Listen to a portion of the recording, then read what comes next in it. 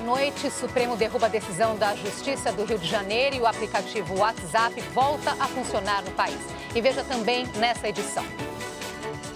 Desabamento de área de lazer de condomínio de luxo deixa um morto e 4 feridos no Espírito Santo. Michel Temer pede pressa aos presidentes do Senado e da Câmara para votar a lei de diretrizes orçamentárias. Justiça suspende o passaporte diplomático do filho de Eduardo Cunha. Está difícil encontrar marqueteiros dispostos a trabalhar na próxima eleição, agora com menos recursos. Eu acho que vai dificultar muito, principalmente para o eleitor. Aeroportos têm segundo dia de filas e demora por causa de medidas de segurança para voos domésticos. ISIS divulga vídeo com adolescente afegão morto pela polícia após atacar passageiros em um trem na Alemanha. Mulher de Donald Trump é acusada de plágio ao copiar discurso feito por Michelle Obama. E a nossa bancada tem hoje o jurista Luiz Flávio Gomes e o cientista político José Álvaro Moisés, diretor do Núcleo de Políticas Públicas da USP e editor do site Qualidade da Democracia.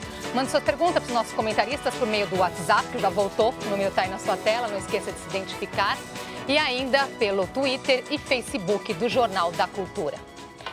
Durou menos de 4 horas o bloqueio do WhatsApp feito pela Justiça do Rio de Janeiro. A decisão foi derrubada pelo Supremo Tribunal Federal. Nós vamos agora falar com a repórter Luísa Moraes. Boa noite, Luísa. O que disse o Supremo? Boa noite, Andresa. Boa noite a todos. O presidente da Corte, Ricardo Lewandowski, considerou desproporcional a suspensão do serviço de mensagens instantâneas. Ele atendeu a um pedido de liminar feito pelo partido PPS. O bloqueio havia começado às 2 horas da tarde por determinação da Justiça do Rio de Janeiro. Vamos ver mais detalhes na reportagem. Pouco antes das 6 horas, Ricardo Lewandowski determinou a suspensão do bloqueio do aplicativo, usando como base o artigo 5º da Constituição, que garante a liberdade de expressão e comunicação. A Justiça do Rio tinha bloqueado o WhatsApp ao considerar que o Facebook, dono do aplicativo, descumpriu ordens judiciais. A Justiça queria que a empresa desviasse as mensagens em tempo real, como acontece nas conversas telefônicas. O Facebook afirma que não há como interceptar as mensagens dos usuários por causa da criptografia. O sistema é usado justamente para garantir que apenas quem envia e quem recebe mensagens tem acesso a elas. Foi a 3ª suspensão do aplicativo no país. Fica confuso porque a gente sempre está acostumado a usar essa ferramenta de internet, né? É meio complicado não ficar irritado com isso. Em maio deste ano, o WhatsApp ficou fora do ar por 25 horas. A própria Justiça retomou o serviço por considerar que a medida era desproporcional, já que prejudicava mais de 100 milhões de usuários de todo o país. Em dezembro do ano passado, foi a Justiça de São Paulo que deixou o WhatsApp fora do ar.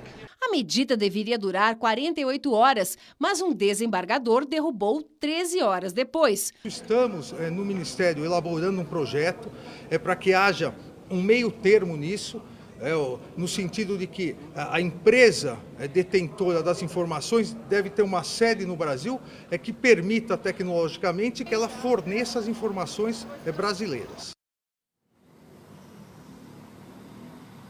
Um projeto em tramitação no Senado quer impedir que aplicativos e serviços de internet sejam interrompidos pela Justiça. A proposta considera o bloqueio um grave dano à liberdade de comunicação. Se for aprovado, este projeto altera o Marco Civil da Internet, que foi aprovado em 2014 e obriga as operadoras a guardar os registros de acessos feitos pelos usuários por um período de até 1 ano. Esses dados podem ser solicitados pela Justiça, mas o conteúdo das mensagens, este fica protegido. Agora o movimento diminuiu um pouquinho aqui na Avenida Paulista, onde nós estamos. Mais cedo a gente viu muita gente saindo do trabalho com o celular na mão, provavelmente colocando a conversa em dia. Mas é bom lembrar também, Andressa, que esse aplicativo já é usado por bastante gente, por muitas pessoas, como uma ferramenta de trabalho. É com vocês aí no estúdio. Obrigada, Luísa. Boa noite, Luiz Flávio, José Álvaro. Começar justamente nesse gancho, a Luísa colocou aí, o que é verdade, né? As pessoas não usam mais só essa ferramenta, o WhatsApp, para bater papo, mas muitas para o trabalho, né? Então, tem gente aqui já reclamando justamente isso, que hoje ficou no prejuízo. Terceira vez que isso acontece. Isso, por isso que o ministro do Supremo, Lewandowski, disse o seguinte: é desproporcional você cortar um serviço que é útil para 100 milhões de pessoas, e inclusive para efeito de trabalho, muitas vezes, você cortar isto por causa de uma investigação criminal é totalmente desproporcional. Porque você pode tentar descobrir um crime por outros caminhos, tem outras vias para descobrir, e o meio termo está faltando, como disse o ministro da Justiça. Está faltando o meio termo, que é nunca mais derrubar, nenhum juiz pode derrubar, esse serviço é público, portanto, de interesse comum geral, e não pode. E, de outro lado, que a justiça consiga alguma informação no caso concreto, mas que eles, então, operadoras e os donos do Facebook e do WhatsApp, que eles tenham tecnologia, e têm tecnologia, para decriptar só aquela mensagem, aquele tema, aquele assunto, aquela pessoa, naquele horário, porque aí é de interesse da justiça, que também é um interesse público. Conciliar as duas coisas, em síntese, este é o caminho sensato, correto, justo para o tema, né? Tem que ir pela sensatez. José Alba. Eu estou muito de acordo com o que disse o Luiz Flávio. Eu acho que tem duas coisas realmente muito interessantes nessa situação. Primeiro, essa revelação de que você tem 100 milhões de usuários do WhatsApp no Brasil. Não é pouca coisa, é metade de toda a população brasileira. Né? E as pessoas usam para se comunicar, elas usam para trabalhar, para as mais variadas formas de comunicação. Garantir o direito de comunicação de expressão é absolutamente fundamental. Agora, eu estou de acordo com uma observação que o Luiz Flávio fez, que é o seguinte: você pode ter casos específicos que realmente envolva crime, que existam indícios de envolvimento de crime, é preciso que a legislação abrigue a possibilidade de que, neste caso específico, sem que isso afete o serviço como um todo, se possa abrir a informação e, eventualmente, a justiça utilizar essa informação como um elemento de prova, se for o caso, para condenação, ou que seja, das pessoas que estejam sido envolvidas. Mas eu acho que a solução dada pelo Supremo, pelo presidente do Supremo, ao final foi a mais sensata. Não faz o menor sentido, não é? Numa situação como essa, por causa de um caso, você paralisar a possibilidade... tanta gente, né? 100 milhões que são usuários, não é? As pessoas já estão participando aqui da nossa conversa. O Inácio Siqueira usou o WhatsApp para conversar com a gente, né? Ele diz o seguinte: tirar o WhatsApp é fácil, eu quero ver tirar o Eduardo Cunha. De onde? Já estamos tirando o Eduardo Cunha. Já escrevemos tanto quanto esse cara, já falei tanto da prisão dele, meus artigos, eu tenho pelo menos uma meia dúzia de artigos, estamos tirando ele já da Câmara, está na iminência. Hoje o Rodrigo Maia disse o seguinte, que é questão só de verificar a primeira semana quantos deputados vão aparecer, porque ele não quer botar isso em pauta com poucos deputados, é evidente, que aí vai favorecer Cunha. Mas Cunha, meu caro, já foi, adeus. Pois eu acho uma coisa interessante. Quando o deputado Eduardo Cunha renunciou ao cargo de presidente, muita gente diz, isso é apenas uma jogada, está tudo preparado, tudo foi combinado, etc., para permanecer. Não, 2, 3 dias depois, a Comissão de Constituição e Justiça não aceitou dos recursos que o Cunha tinha apresentado, que significaria ganhar tempo, não é? E ao mesmo tempo, há uma indicação bastante clara que vem do Comitê de Ética da Câmara, não é? Com a posição do relator, que é pela cassação do mandato do Eduardo Cunha. Então, eu acho que é preciso a gente ter esse cuidado agora, de separar as coisas, não ficar imaginando que tudo se junta. A concepção de uma teoria conspiratória da política, que de repente sempre tem, não é uma coisa boa para ajudar as pessoas a entenderem o que está acontecendo e, eventualmente, nos ajudar a intervir na política, a participar mais ativamente e a cobrar o que tem que ser cobrado. Eu quero chamar atenção para isso, porque houve, num determinado momento, a ideia de que os golpistas, supostamente, do impeachment, entre os quais se incluía o Eduardo Cunha, não sofreriam nada. Tanto não são golpistas, como, de fato, estão sofrendo o império da lei, a exigência da lei. Eduardo Cunha está sendo submetido ao império da lei no Brasil. E por falar nele, a Justiça de São Paulo suspendeu o passaporte diplomático de um filho do ex-presidente da Câmara dos Deputados, Eduardo Cunha.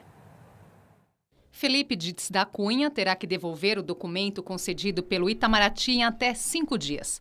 Filhos de parlamentares têm direito ao benefício desde que tenham menos de 24 anos, estejam matriculados numa faculdade e não exerçam atividade remunerada. Embora Felipe Cunha tenha menos de 24 anos, é dono de 2 empresas e gerente geral em uma terceira. Esta é a segunda ação semelhante em 2 semanas. No início do mês, a Justiça também suspendeu o passaporte diplomático do missionário Romildo Ribeiro Soares, o R.R. Soares, e da mulher dele. O benefício isenta o passageiro de visto em alguns países, além de facilitar o trânsito e serviços de imigração. Pois é, né? Precisaria mudar alguma coisa aí na lei sobre esse benefício? Não muda mais nada. É Quando que isso, de fiscalização. fato, é necessário? Olha, um passaporte diplomático nada mais é do que amiguismo.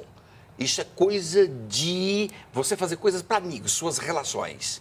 Zé Serra agora já levou 2 sentenças na cabeça, porque Zé Serra deu 2 passaportes para 2 pastores que não tem nada a ver com os interesses públicos. Então, é só isso. É fiscalização e os juízes mais atentos, como estão ficando cada vez mais, para quê? Para que possa ir disciplinando esta disponibilidade dos bens públicos como se fossem bens privados. Isto se chama, nosso mestre Moisés está aqui hoje, se chama patrimonialismo. Você confunde o público com o privado. Zé Serra está achando que ele é dono daquilo ali. Ele não é dono de coisa nenhuma. Nem ele, nem Cunha, nem ninguém é dono de nada. Você é um prestador de serviços, é um servidor público e nada mais. Seja justo, seja correto e seja tudo, sobretudo, honesto. É isso que se espera deles. Então a Justiça fez Mas bem. a quem cabe essa decisão de dar ou não o passaporte? Veja, Andressa, eu acho que nós estamos entrando numa fase no Brasil em que nós vamos precisar rever meticulosamente todos esses supostos privilégios, vantagens para filhas de militares, para filhos de deputados. Não é necessário que numa situação como essa, o filho de um deputado tenha que ter um passaporte diplomático. Você pode dizer que em alguma circunstância, se a família, o pai, vai desempenhar uma função pública fora do Brasil, nesse específico caso, recebe um passaporte diplomático. Eventualmente poderia ser o caso. Mas fora disso, todos esses privilégios, eu acho que nós estamos chegando ao ponto que nós precisamos rever um por um. Na Justiça, no Legislativo, no Executivo. Quer dizer, nós precisamos passar limpo várias coisas no Brasil e essa é uma delas que também precisa ser passada limpo, a meu juízo. E a seguir, mini-reforma política entra em pauta no Congresso. E 5 anos depois, julgamento por crime de trânsito ainda não tem data marcada.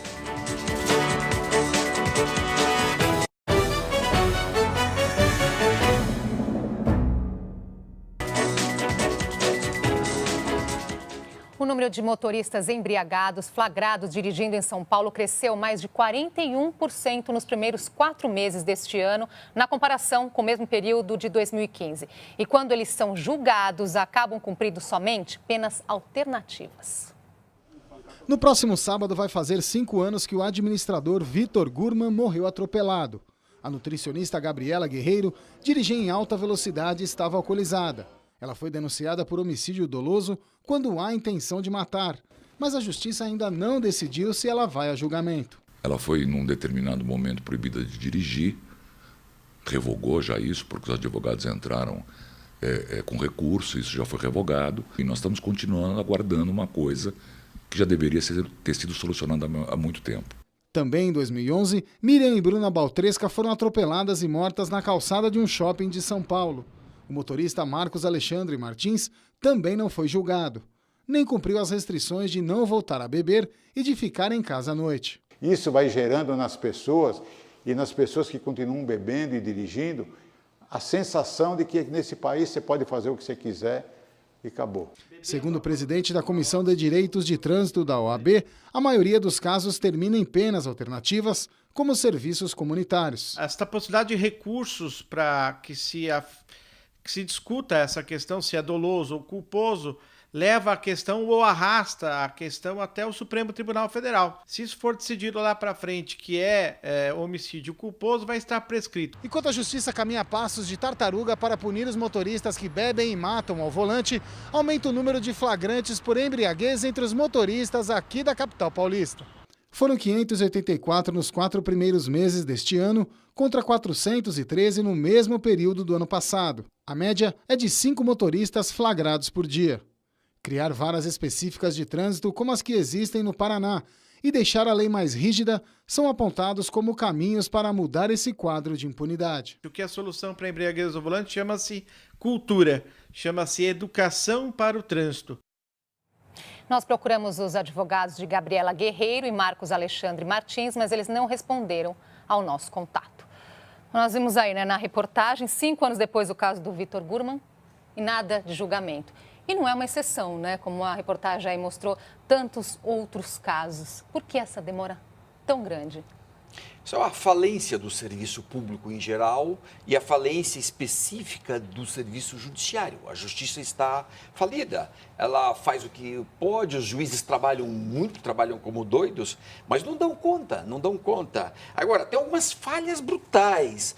O ponto básico, o humano, John Adams, a frase, segundo presidente dos Estados Unidos. O humano, ele é vil, ele é orgulhoso, ele é ganancioso. Se não tem freios, todos são assim. Uns mais, outros menos, um com mais consciência, outro com menos. Tem que ter freios. Tem que ter freios. Qual é a solução aqui? Nós temos um projeto que eu já discuti na Câmara dos Deputados, estou propondo, estou discutindo. Nós temos que fazer o seguinte, logo após o acidente, tem que ter uma audiência protetiva de direitos. É como agora a audiência de custódia quando o cara está preso. Em seguida, uma semana depois, 2 semanas depois, nessa audiência protetiva, o juiz então toma uma série de medidas. Não vai dirigir, você vai ter que começar já a pagar pensão para esses filhos que não vão poder ir para a escola porque o pai morreu ou a mãe morreu, etc. Tem que, nessa audiência, fixa uma série de direitos, tudo em medidas cautelares, e deixa ali. Se o processo demorar 10 anos, o réu já está pagando, já está sem dirigir, ele já está pagando as despesas e tudo. No final, vem a sentença e vê como que fica. Mas isso, você tem que proteger as vítimas, são 50 mil mortos por ano já. As estatísticas dão 44, 45, mentira, é muito mais do que isso, é mentira isso daqui. Então, é falta de freios. Enquanto a justiça está em passos de tartaruga, o motorista embriagado está em passos de Fórmula 1. É desproporcional. E é justamente essa falta de freios aí, né, que está colocando o Dermival Silva aqui pelo Facebook. Leva a essa certeza da impunidade que aí gera novos casos como esse, José Alves. Pois é, então, eu acho que eu estou inteiramente de acordo com a observação que fez o Luiz Flávio. Eu acho que o problema é de freios, e o freio significa leis. Leis que não apenas preveem as situações, antecipam as situações, mas ao mesmo tempo punem, como nos casos como esse que nós estamos vendo. Quer dizer, eu acho que isso deve levar a uma reflexão profunda de toda a sociedade brasileira, porque, veja, nesses casos estão envolvendo mortes, estão envolvendo a vida de pessoas, né?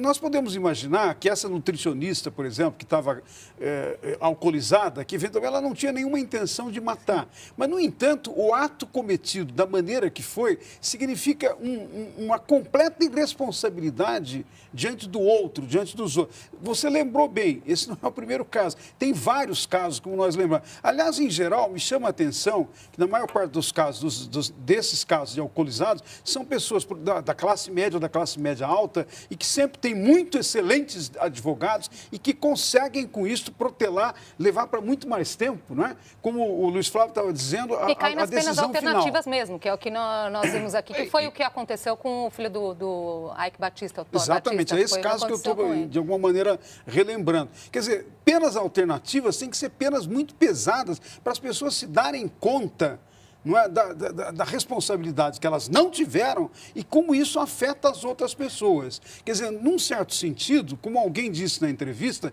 também envolve mudança de cultura e envolve educação para o trânsito. Mas é mais do que estritamente educação para o trânsito. Veja bem, Andresa, num certo sentido, nós podíamos lembrar aqui o que tem acontecido muitas vezes nos estádios de futebol. A violência no estádio, às vezes, mata pessoas. E agora tem essas decisões que foram tomadas, em alguns casos, por alguns juízes, proposta por promotores do Ministério Público, não é? De que a torcida não pode ir quando houve intervenção da torcida organizada. Eu acho que nós temos que chegar a medidas dessa natureza para, de alguma maneira, chamar a atenção para as pessoas. O nível de violência que nós estamos tomando, no caso do Brasil, é muito alto e é preciso dar um paradeiro a isso.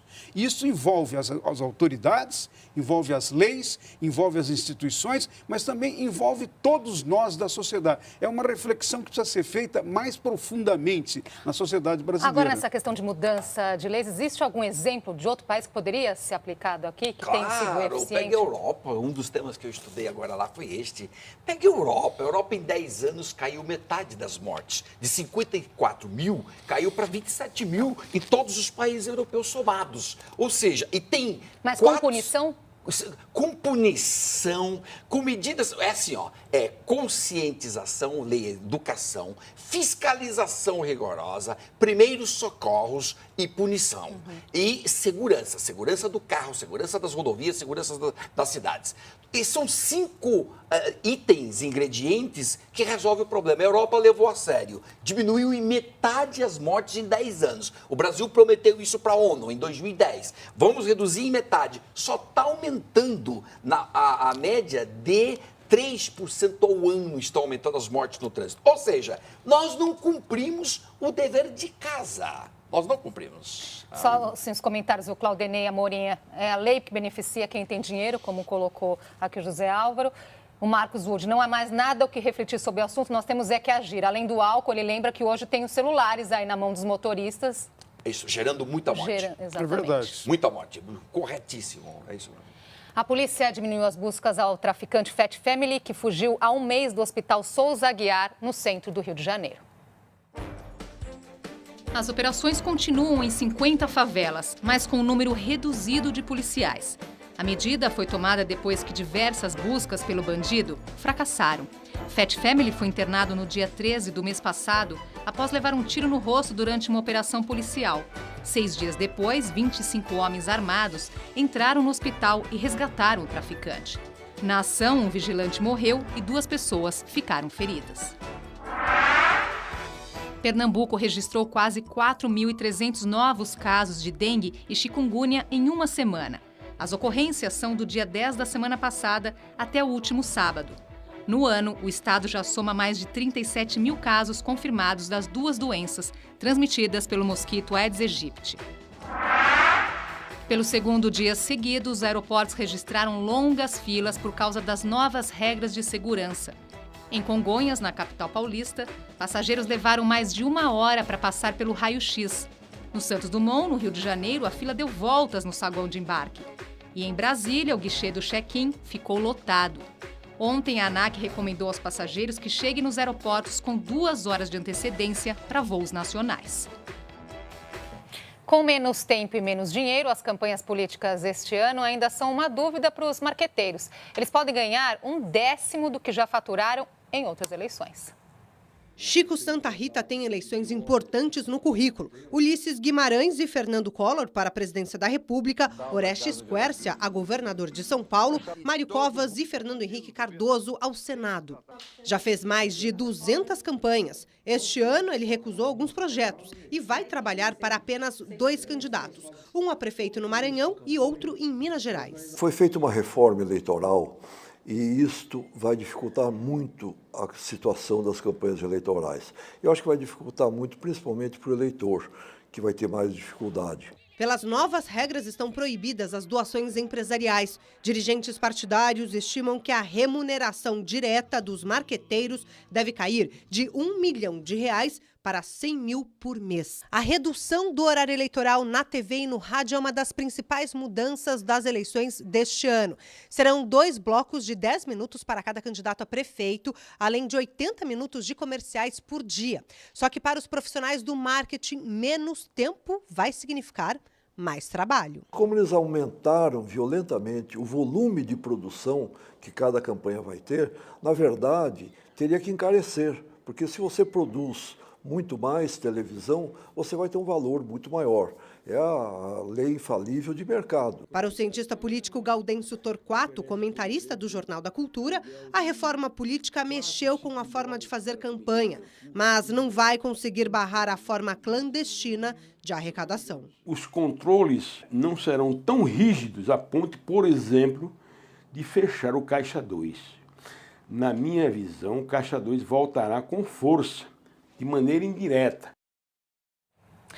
Pois é, né? Antigamente a gente sabe que a figura do marqueteiro, né, era uma grife, né? Então, um marqueteiro tal vai fazer campanha de um candidato, a campanha, então, tá ganha. E nós estamos vendo, a reportagem chamou a atenção, tem marqueteiro aí recusando agora a campanha, até devido à preocupação, né, com os últimos acontecimentos. Mudou a figura do marqueteiro? Olha, eu queria discordar radicalmente do marqueteiro Chico Santa Rita, que fez esse comentário. Na verdade, ele diz, vai dificultar para o eleitor. Eu diria, não, vai dificultar para os marqueteiros. É isso que esta decisão do Supremo Tribunal Federal criou. E vai, num certo sentido, estimular candidatos e os partidos a irem buscar o eleitor de uma maneira mais concreta, mais direta, mais autêntica. Nós temos que, num certo sentido, fazer o que foi feito em alguns países da Europa. Limitar os gastos de cada candidato não faz o menor sentido que num país como o Brasil, com tantas dificuldades financeiras, econômicas e com tanta desigualdade, se gaste o volume de recursos que se gastou, por exemplo, nas últimas campanhas presidenciais, em 2014. É um absurdo que tem que ser enfrentado. O Supremo Tribunal Federal começou a enfrentar. Ao retirar as empresas privadas do financiamento, fez 2 coisas, a meu juízo, extremamente importantes para a democracia. Em primeiro lugar, chamou atenção. Na democracia, o cidadão é o eleitor, ele é que é soberano, é ele que, num certo sentido, tem que apoiar candidatos, se organizar. De alguma maneira, como ocorre em muitos países, e, aliás, também está ocorrendo no Brasil, é ele que pode financiar. Agora, a outra coisa, ao retirar as empresas, como nós estamos vendo em todas essas denúncias que a Operação Lava Jato vem trabalhando, há muito dinheiro que foi desviado das grandes empresas estatais, como o exemplo da Petrobras, e que foram dirigidas para o funcionamento dos partidos e para campanhas eleitorais. Ou seja, é uma mina, é uma raiz de corrupção que nós queremos enfrentar. Então, essa ideia de que vai criar dificuldades, que vai ser um problema, eu diria, está na hora de inovar, está na hora das pessoas se refundarem, os partidos se refundarem e, num certo sentido, renascerem para uma atividade política que envolve persuasão. Veja que isso é uma coisa extremamente importante da política e muitas vezes as pessoas esquecem. É preciso que os políticos, os candidatos que têm projetos de políticas públicas, coisas que são importantes para as pessoas, apresentem isso para as pessoas. Vão na casa das pessoas, andem, pisem no barro para apresentar as suas propostas. Tenham contatos. É claro que tem muitas maneiras de fazer isso, reuniões de grupo, uma série de possibilidades. Mas essa ideia de que só se faz através do marketing, que muitas vezes vende o candidato como se ele fosse um produto qualquer, até mesmo um sabonete, nós precisamos tudo dizer... Tudo menos aquilo que ele é, né? Até chega.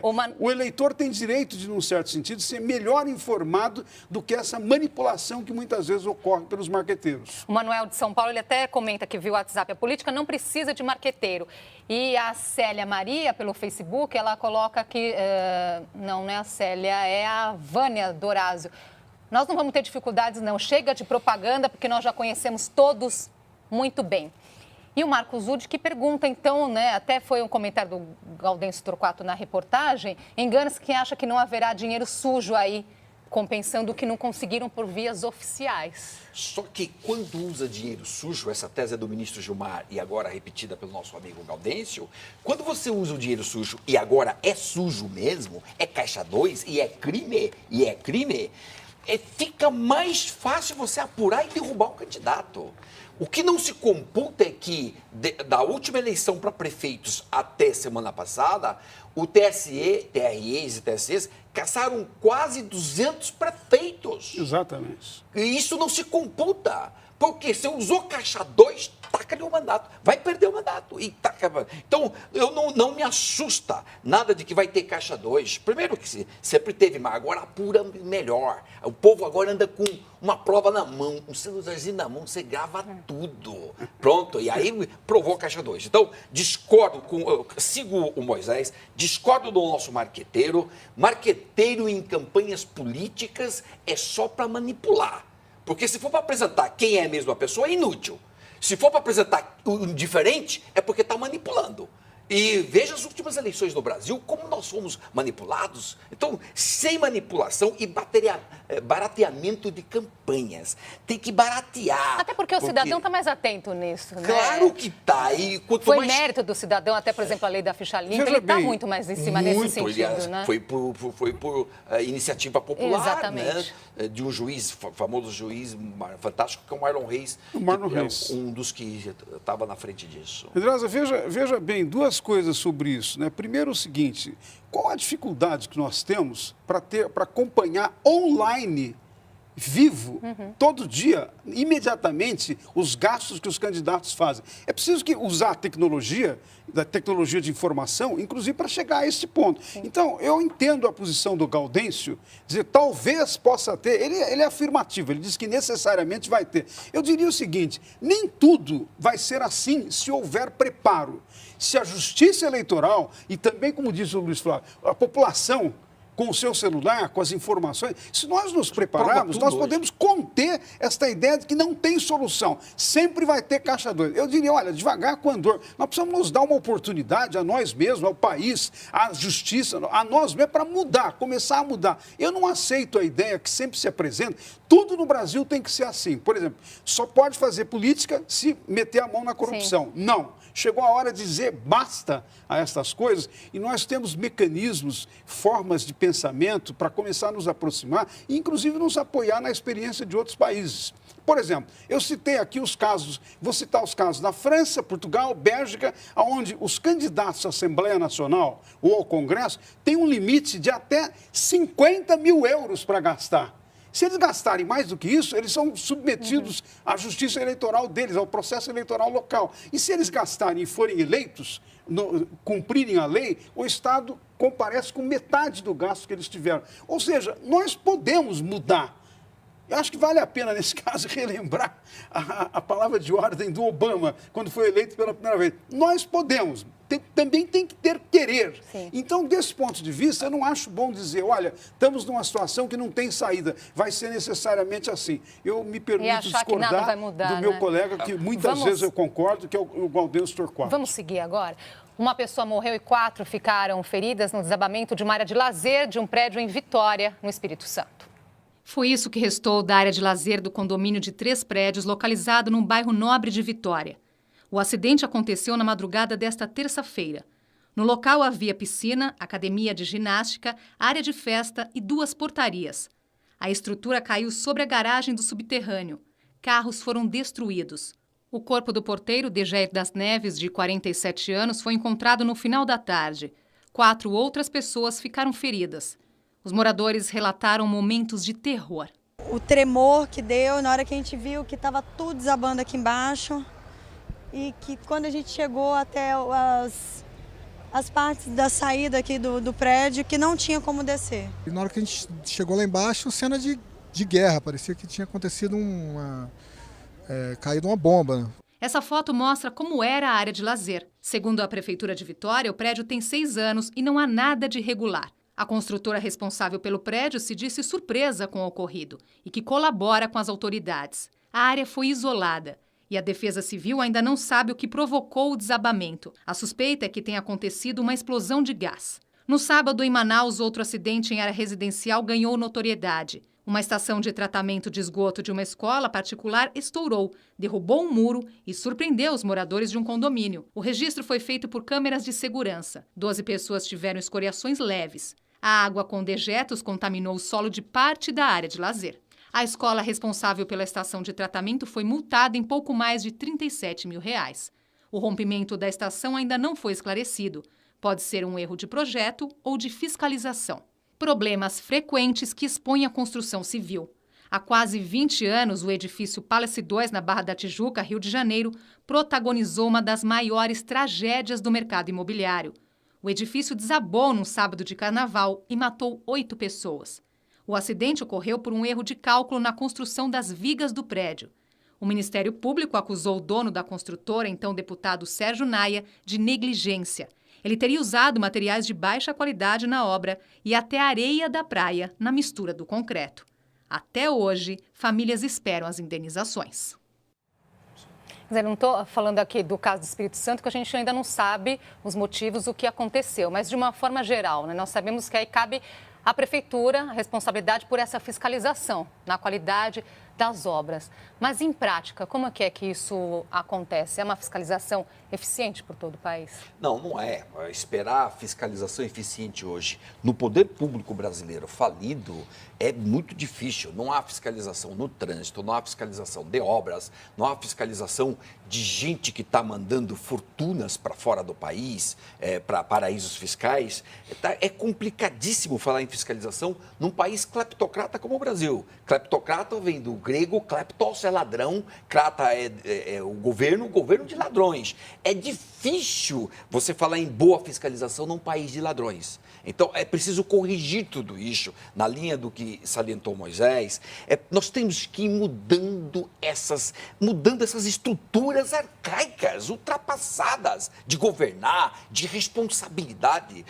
E aqui só, Andressa, uma informação.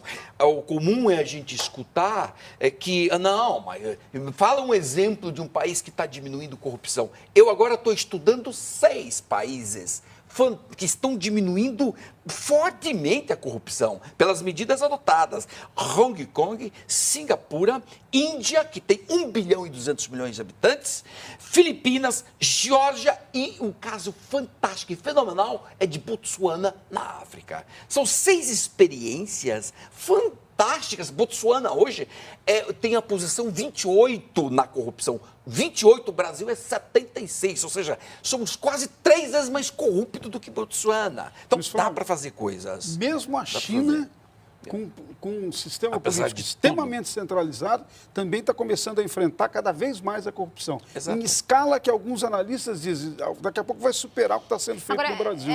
É um caminho longo, mas nós devemos começar por onde? Olha, eu acho que tem várias, digamos assim, várias frentes que têm que ser enfrentadas em conjunto, não é? Uma delas é isso que eu imagino que se criou no Brasil, eu sustento a tese que está se criando, está se consolidando no Brasil, a criação de um sistema de integridade que envolve a Polícia Federal, o Ministério Público, a Justiça Federal, os tribunais de contas, principalmente o Tribunal de Contas da União, até recentemente a CGU, depois foi extinta e transformada em Ministério da Transparência, em que você tem, por um lado, ao lado das instituições, você tem novas regras, há uma legislação que está, às vezes, com atropelos, mas está, atropelos, melhor dizendo, e tropeços, né? Mas é uma legislação que está se modernizando, está se atualizando. E a terceira coisa extremamente importante, que eu entendo que ocorreu no Brasil, que num certo sentido, é uma bênção que tem ocorrido, é uma nova geração de delegados da Polícia Federal, de promotores do Ministério Público e mesmo de juízes federal, que estão aí na faixa de 30 e poucos, 35, 40 e poucos anos, e que, num certo sentido, se formaram fora da concepção autoritária, do regime autoritário, da ditadura, se formaram na democracia. Isso é uma coisa que nós temos que celebrar da democracia brasileira, não é? Se formaram com uma perspectiva democrática, e eu acho que a coisa mais interessante, André, é que eles souberam agregar a perspectiva democrática, a ideia de república, do interesse público, não é? Da ideia de que é possível prevalecer o interesse público sobre interesses privados, de facção, de grupos que querem se apropriar do Estado para apenas se beneficiar. Isso é uma coisa muito importante. Claro que um dos melhores exemplos disso é o juiz Sérgio Moro, mas tem muitos outros juízes, promotores, como Dallagnol, não é? E delegados da Polícia Federal que estão indo nessa cena. Eu acho que é uma coisa nova no Brasil, precisa ser apoiado pela sociedade, pela opinião pública, e que nós temos que entender que está fazendo o início de uma mudança da cultura política a respeito da corrupção. Portanto, é uma inovação extremamente importante. E veja, depois do intervalo, o ISIS divulga imagens de adolescente que atacou passageiros num trem da Alemanha.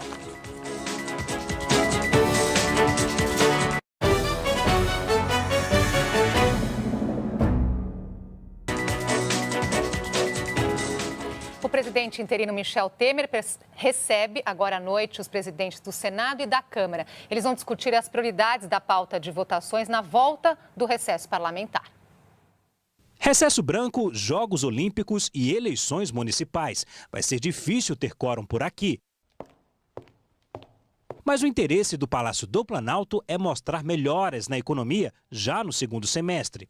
Pela manhã, em reunião com a equipe econômica, Temer pediu que 8 ministros apresentem em 2 semanas sugestões de parcerias, concessões ou privatizações para melhorar o caixa. Agora à noite, o presidente interino Michel Temer recebe aqui no Palácio do Jaburu os presidentes do Senado e da Câmara. Na pauta estão as votações do Congresso após o recesso. Michel Temer deve pedir agilidade nas votações e vai tentar convencer as 2 casas a votar medidas que não agradam a uma parcela dos parlamentares. O governo quer aprovar na primeira semana após o recesso mudanças na Constituição para conseguir desvincular as receitas da União. Isso permitirá ao Palácio gastar livremente 30% do orçamento federal. Outro projeto prevê um limite para os gastos públicos durante 20 anos, temas sem consenso entre os parlamentares. Os temas são espinhosos? São, mas a vida das pessoas está muito dura lá na rua e a Câmara e o Senado têm que ter sensibilidade para isso. Ninguém pode brincar na hora dessa, tem que trabalhar com muita seriedade. Mas é nessa pauta de votações aí, o que vocês consideram prioridade? Bem, não, o que eles estão sinalizando é algo absolutamente necessário, que é a contenção de gastos, botar limite em gastos.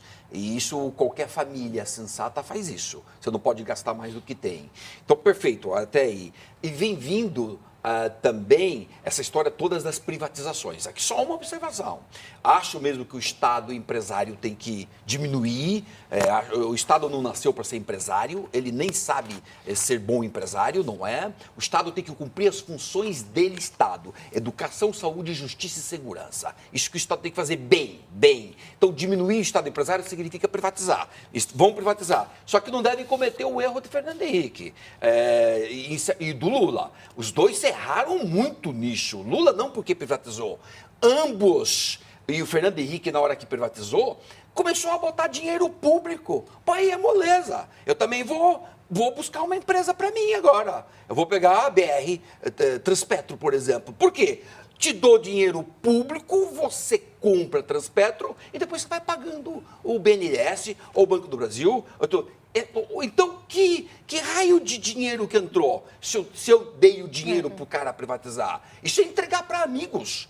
Lula fez isso para amigos, fez isso para EIC, fez isso para JBS, o Fernando Henrique fez em quase todas as privatizações isso, está aprovado naquele livro Capitalismo de Laços, é só ler o livro, leia que você vai ver quais são as empresas que fez isso, do Sérgio Lazzarini. Em síntese, privatizar deste jeito, dividindo o patrimônio brasileiro, aí é mais roubalheira,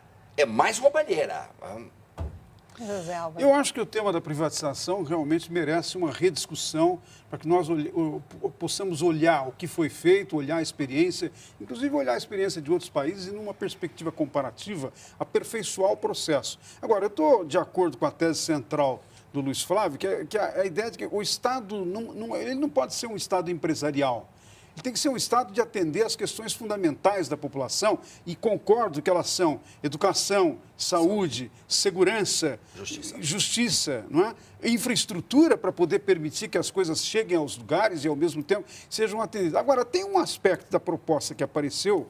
Eu, evidentemente, estou de acordo com a ideia de contenção de gastos no Estado. É evidente que, se nós não tivermos contenção de gastos, vai ser cada vez mais, vai se aprofundar aspectos da crise que nós tivemos que ajudaram a provocar a crise econômica. Agora, a ideia de desvincular 30% do orçamento para que o Executivo possa gastar sem autorização do Parlamento, eu diria, devagar com andor. Acho que precisamos discutir isso. Eu não sei se essa é a melhor maneira de enfrentar a questão da desvinculação, para evitar que o Estado seja obrigado a gastar em alguns casos que ele imagina que não pode, mas no caso da educação e da saúde, é preciso manter.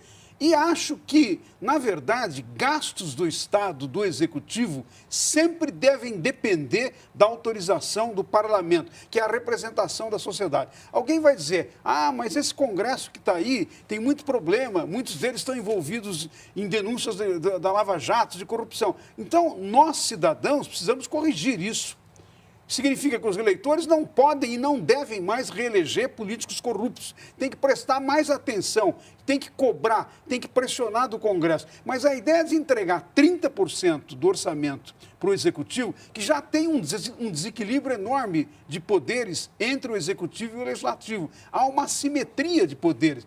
Na verdade, a agenda nacional é em grande parte feita, e num certo sentido, às vezes até imposta pelo Executivo. Algum equilíbrio sobre isso é preciso ter. E eu penso que esse aspecto da proposta que aparece do governo interino deve ser melhor discutida pelo país, melhor debatida pelo conjunto da sociedade. Agora, a Operação Lava Jato. O delator revela que repassou propina para ex-diretores da Eletronuclear. O executivo Fernando Carvalho da Andrade Gutierrez afirmou que pagou mais de 26 milhões de reais em propina a 3 ex-diretores da Eletronuclear, que também repassaram parte do dinheiro a mais 2 envolvidos. Os nomes citados foram de Edno Negrini, Pércio Jordani e Luiz Messias. Os outros 2 envolvidos foram Luiz Soares e José Eduardo Costa Matos. Os ex-dirigentes que receberam a propina estão presos preventivamente desde 6 de julho, quando foi deflagrada a Operação Pripyat, um desdobramento da Lava Jato. O Ministério Público Federal afirma que a propina da Eletronuclear resultou de contratos de obras da usina de Angra 3. Também na Lava Jato, uma decisão judicial provisória permite que a Odebrecht Óleo e Gás participe de uma licitação da Petrobras. A empresa foi a primeira a derrubar o bloqueio da estatal por via de uma liminar e poderá disputar um contrato para serviços de manutenção das plataformas de petróleo P55 e P62. A Odebrecht preferiu não comentar a respeito e a Petrobras não retirará o bloqueio de empresas consideradas inidôneas por envolvimento em corrupção. E o único que falou foi Luiz Messias, que disse já ter prestado depoimento à Polícia Federal e negou qualquer prática ilegal. Os outros não se pronunciaram. E por falar em Odebrecht, a empresa diz aí que já está adiantada no processo de recolhimento de dados, de provas, que é o que vai levar à delação premiada. O que esperar dessa delação, né? Que é tida aí como a mais... poderia ser a mais devastadora aí nesse processo. Veja a gravidade dessa situação. A Odebrecht, para fazer a delação premiada, ela, evidentemente, a delação só funciona se tiver provas. E para apresentar provas, apareceu um arquivo especial que estava não mais no Brasil, que estava na Suíça, não é? E que técnicos da área de informática da empresa declararam ao Ministério Público e à Polícia Federal a sua existência, onde tem todas as indicações de repasses de recursos, recibos, etc. Então, veja a gravidade disso. Isso significa que uma empresa da proporção da Odebrecht tomou, digamos assim, assumiu uma dimensão quase que de um Estado dentro do Estado, num certo sentido, um enorme poder dentro do Estado brasileiro, manipulando o recurso público da sociedade, o recurso de uma empresa como a estatal, longe dos olhos do público, evidentemente, num comportamento de tipo criminoso e que agora precisa ser punido. Todo brasileiro que quer passar limpo o Brasil e fazer um Brasil ético está adorando esse departamento da Odebrecht, que é o departamento de propina, é o DEPROP. O DEPROP da Odebrecht, e agora descobriram que todos os meios de pagamento estão intactos. Ou seja, vai dar para provar mesmo que tem uma cópia na Suíça de tudo que dá para aproveitar. E então está tudo provado. Desmorona toda a classe política brasileira. Desmorona. Vai Alckmin, vai Serra, vai Lula, vai Aécio, desmoronou por completo. Agora, o que nós vamos fazer? Eliminar todo esse povo ou esse povo vai reagir e aprovar uma lei de anistia para eles? Vamos ver os próximos capítulos, né? Agora vamos para as notícias, então. A gente não vai sai um pouquinho nunca aqui com do Brasil, essas vamos para as notícias internacionais. Vamos. O atentado na Riviera Francesa, uma emissora de TV divulgou fotos que o terrorista tirou dentro do caminhão usado no tanque que deixou 84 mortos. O franco-tunisiano Mohamed Boulel aparece ao lado de amigos. Ele faz gestos obscenos e sorri. Em outra imagem, aparece tranquilo em um parque. Ele enviou as fotos minutos antes de jogar o caminhão contra turistas na orla de Nice durante as comemorações da queda da Bastilha. Os 2 homens das fotos foram detidos para interrogatório. A polícia procura pelo destinatário das imagens. O governo ainda não confirma a ligação de Mohamed com o ISIS. Na Alemanha, o ISIS divulgou um vídeo do autor do ataque em Wiesburg. Nas imagens, Mohamed Riad, de 17 anos, se autodenomina um soldado do grupo extremista. Ontem à noite, ele feriu com um machado e uma faca 4 passageiros de um trem que fazia uma rota doméstica. Mohamed é um refugiado afegão que chegou à Alemanha há 2 anos como órfão. Ele foi morto a tiros pela polícia. A Turquia ampliou a repressão aos opositores 4 dias depois do golpe fracassado no país. Hoje, o governo expurgou profissionais da educação, incluindo professores e reitores.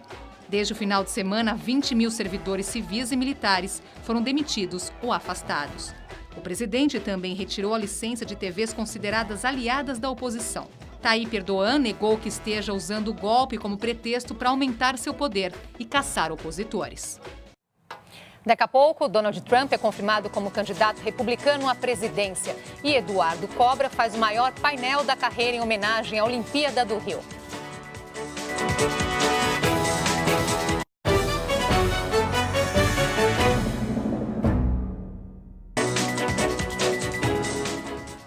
O bilionário Donald Trump foi confirmado agora à noite como candidato oficial do Partido Republicano na convenção de Cleveland. Os filhos dele devem discursar daqui a pouco. Ontem, quem falou foi a esposa de Trump.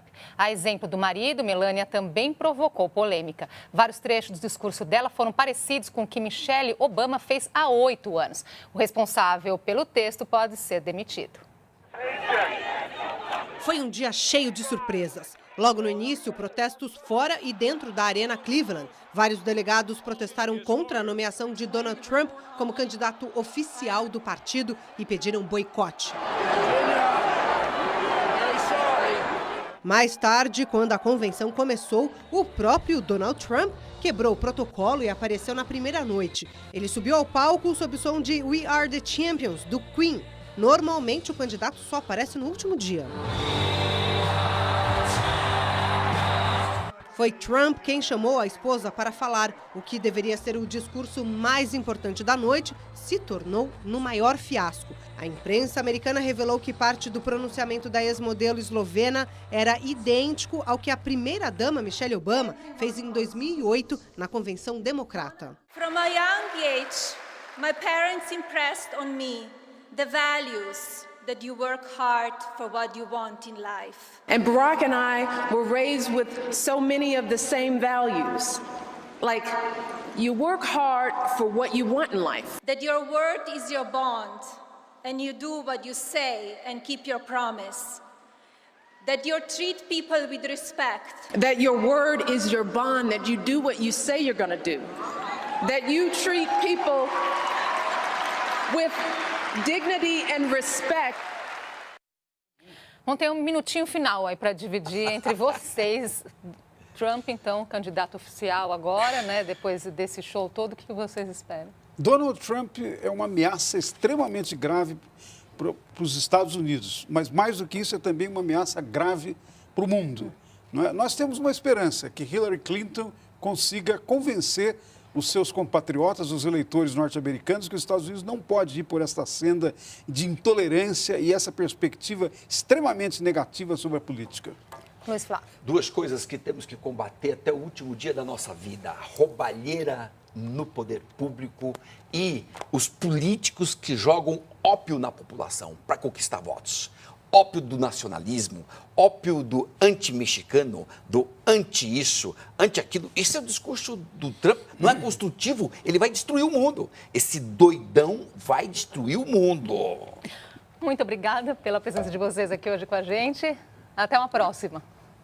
E a gente termina com imagens do painel de 3 mil metros quadrados que o artista Eduardo Cobra e equipe estão pintando numa das entradas da Cidade Olímpica no Rio de Janeiro. Com o tema Somos Todos Um, a obra celebra a paz e a tolerância entre os povos.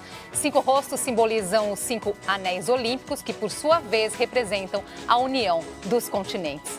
Inscreva-se em nosso canal no YouTube e tenha acesso a todo o conteúdo do Jornal da Cultura. Anote aí, youtube.com.br/jornalismo TV Cultura. Obrigada pela companhia e uma ótima noite para você.